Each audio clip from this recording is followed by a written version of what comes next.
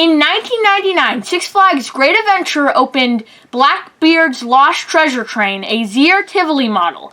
Later in 2015, they changed the name of this ride to Harley Quinn's Crazy Train.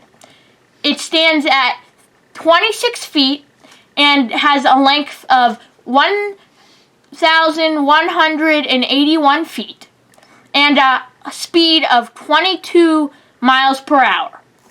Harley Quinn starts out with you going up the lift hill and turning to the left.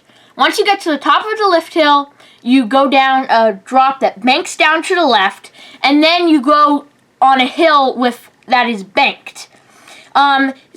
Just to not bore you all, this ride is basically just a bunch of hills with banks after another and, helixes. It's basically all the same, so I'm not going to go through the entire layout. The top of the hills aren't banked, but the bottoms of the hills are banked, and they're only banked at 45 degrees.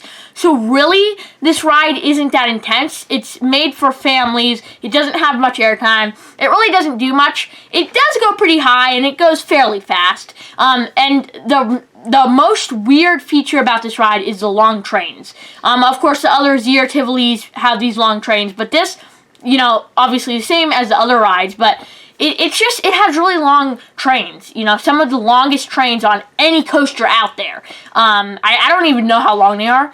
So I don't really go on this ride that much. I've only been on it once, and it had a really long line. And I'll probably never go on it again because this ride always has long lines. I don't know what it is, but I guess it's just how long the train is. You would think it would have shorter lines, but the capacity just somehow isn't that great. I mean, it might just be that, a lot of people like it, but really the capacity is not as good as you would think. It might also be because they can only run one train at a time, so it's not really that much better capacity than other coasters. And even that, a lot of times they don't load it to best.